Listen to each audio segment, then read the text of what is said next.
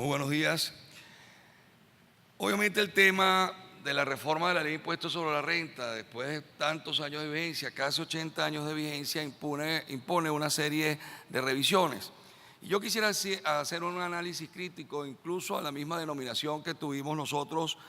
de este tema, es decir, centrar la jornada en la reforma o la necesaria reforma, la reforma del 2014.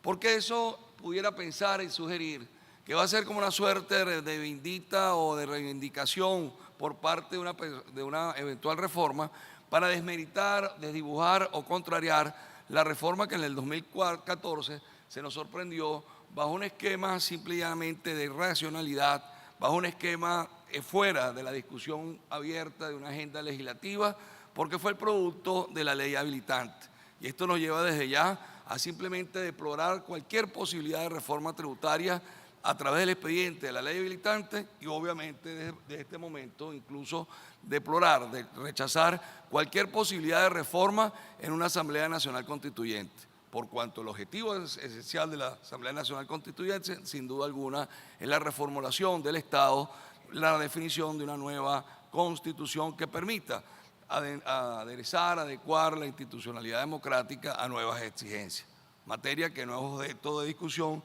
en la actualidad. Ya el profesor César García Novoa hizo un esbozo importante, que también nosotros en cierta forma recogemos en nuestra ponencia, que tienen ustedes o tendrán ustedes a su disposición, para establecer cuál es esa agenda profunda, esa agenda que debe darse para lograr una reforma integral de la imposición a la renta. Debemos partir de varias premisas, y es que tenemos una ausencia de un proceso de reforma tributaria que no ha llevado a integrar la ley de impuestos sobre la renta en forma armónica y coordinada con las contribuciones parafiscales o con la imposición al valor agregado. Igual función en cuanto a la existencia de los impuestos municipales que permitan la definición de una mayor justa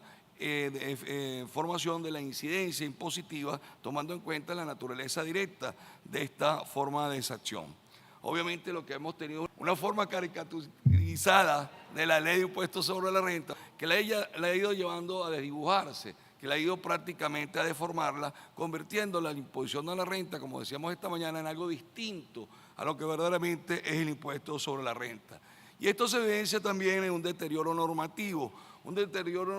caracterizado por su complejidad, por su dispersión, por su falta de sistematización interna y por inconvenientes remisiones internas al ordenamiento que, lejos de ayudar al intérprete a establecer claramente el contenido y alcance de sus normas, lo que ha hecho simple y llanamente dificultar, favoreciendo obviamente un sistema complejo. Y esta complejidad normativa se da en temas como en el caso del ajuste por inflación, de controversial derogatoria, de injusta y antijurídica de eliminación, que llevaba prácticamente a crear una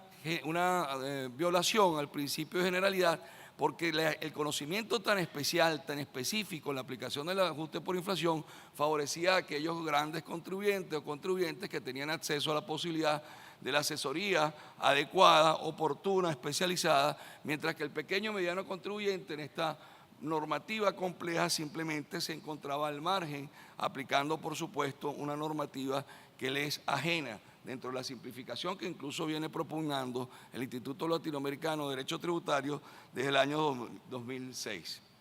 Esto nos lleva entonces a acusar también un grave proceso de deslegalización que se evidencia en la tendencia a establecer elementos determinativos, sustantivos, por vía reglamentaria, incluso por vía de providencia administrativa, y en otros casos establecer un mecanismo que ha llevado prácticamente a colocar la efectividad de la recaudación del impuesto sobre la renta a través de las detracciones anticipadas. Quiero decir con esto que simple y llanamente las retenciones o los supuestos de retención no se dan por vía de ley, sino por vía de reglamento y en algunos casos por vía de providencia, pero en el grueso por vía de reglamento, entrando en contradicción con las propias disposiciones del Código Orgánico Tributario, que establece claramente que los sujetos pasivos en calidad de agente de retención, percepción o contribuyentes deben estar indicados en la ley. Obviamente el sistema que tenemos con las características señaladas de imposición a la renta se hace absurdo, injusto en cuanto a la eliminación o mejor dicho, el tratamiento que se le da en forma imperfecta al tema de los efectos de la devaluación, y al tratamiento que se le da a la inflación al eliminar una garantía que se considera, por tanto, derecho fundamental y permanente en el ordenamiento jurídico y por consiguiente inconstitucional su derogatoria, pues al haberse incorporado en el año 1991 debe ser en consecuencia el trato progresivo, universal, permanente y no una forma de desconocer el efecto de la inflación tratando de obviar el efecto de esta distorsión económica en los contribuyentes. Estas premisas nos llevan entonces a decir, señores, no es la reforma, tiene que haber una imposición a la renta producto de un amplio debate. Ya el doctor García Novoa nos hacía el favor de introducir el tema con mayor lujo de detalles, cuando se establece claramente la necesidad de discutir si volvemos al sistema cedular global que tuvimos, o mantenemos el sistema global o vamos al sistema cedular que se abandonó en el año de 1966 y se abandonó por influencia del informe Shoup de 1958 que recomendaba su derogatoria por la complejidad y la dificultad. Hoy en día, la forma de medir la capacidad económica, la forma de establecer la progresividad, busca la orientación necesaria para ver si mantenemos el sistema global o vamos a un sistema cedular con todas las características que esto conlleva, con toda la complejidad que pudiera derivar desde el punto de vista administrativo, pero que compensaría y daría paso para un tratamiento mucho más progresivo, mucho más directo, la consulta de la capacidad económica, permitiendo diferenciar las rentas y la intensidad en consecuencia de la tributación entre, por ejemplo, las rentas laborales, las rentas de capital o empresariales. César también mencionaba lo de la imposición dual. Nosotros mencionamos también, siguiendo las orientaciones del 2010, un punto que incluso José Armando Mejía tocó en aquella oportunidad, si se mantenía el esquema integral de imposición a la renta de personas naturales y jurídicas dentro de un mismo instrumento normativo o si por el contrario era necesario establecer un impuesto a la renta a las personas naturales y otro a las personas jurídicas. Ello en función a la simplificación, a la metodología de determinación, a la búsqueda de mecanismos objetivos, tal como también lo ha propugnado el Instituto Latinoamericano de Derecho Tributario. También el tema de la renta, ya lo adelantaba César, lo tocamos también en nuestra conferencia y lo hemos tocado en nuestra ponencia y lo hemos tocado en anteriores ediciones de las jornadas de derecho tributario. Es lo relacionado a la discusión de cuándo mantener el régimen de renta mundial incorporado en el año de 1999 o dar un mayor peso al concepto de renta territorial, no por el prurito o el complejo de algunos, que decir que eso es un sistema única y exclusivamente ideado por los países industrializados en perjuicio de los países importadores de capital, es decir, países como el nuestro, de una economía considerada de segundo grado o poco desarrollada.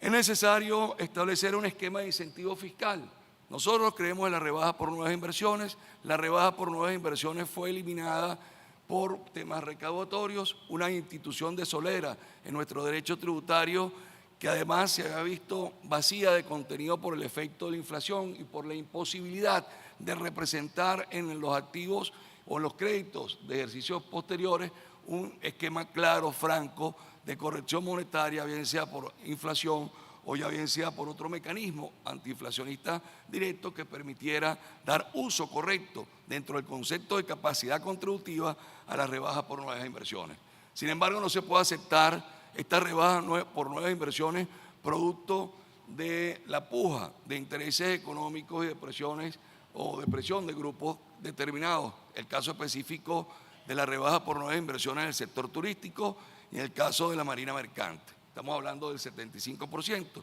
Y esto nos lleva a una crítica interesante. No pueden estar a merced únicamente del sector político, pero tampoco pueden estar a merced del sector de los contribuyentes. Una reforma tributaria así vista simplemente trunca la posibilidad del Estado de contar con recursos a largo plazo recurrentes, es decir, de naturaleza ordinaria, pero con mecanismos de armonización y coordinación. En el esquema, obviamente, de incentivos fiscales es importante tomar en consideración el gasto tributario. Es necesario, en consecuencia, una revisión profunda de la incentivación, es decir, de la expresión del poder de no imposición del Estado, pero tomando en consideración la naturaleza de cada sector, el beneficio que se espera y un ordenamiento más allá de simplemente una estructura política ajena al Estado constitucional. Esto nos lleva a otro tema de agenda profunda, que implica armonización, coordinación y un supuesto esencial de reordenamiento del Estado, que es lo relacionado a la sinceración económica de las exenciones, de las deducciones en temas de costos, en temas de gastos normales y necesarios. Uno, porque el proceso de incidencia económica lleva a que efectivamente los bienes productores de renta, las actividades productoras de renta estén expuestas a un conjunto de tributos asistemáticos que no tienen una visión holística, sino que por el contrario tienen un efecto confiscatorio importante. Cada día las contribuciones parafiscales se incorporan y cada día se establece un sistema de no imputación, no deducibilidad, no descarga, como ustedes quieran llamarlo, para no entrar en disquisiciones técnicas sobre el vocablo que se pueda utilizar en la norma, para evitar que efectivamente ese tributo no sea considerado como un gasto normal y necesario para la producción de la renta. Lo mismo implica con una serie de gastos importantes que derivan precisamente de la existencia de exenciones y exoneraciones y las ventas de a tierra, por ejemplo, a Puerto Libre, zona libre y zona franca de bienes producidos en territorio nacional. El específico caso de la inflación debe ser objeto de tratamiento. Una economía hipertrofiada, una economía sometida a los rigores de una hiperinflación requiere necesariamente, para mantener la capacidad económica consultada, la progresividad necesariamente establecida, un mecanismo de ajuste por inflación que evite una doble imposición interna típica, la de la ley de impuestos sobre la renta, que no toma en cuenta la inflación, y la inflación per se, que es el tributo legislado más cruento, más duro, que de naturaleza indirecta se presenta en países como el nuestro. Muchísimas gracias.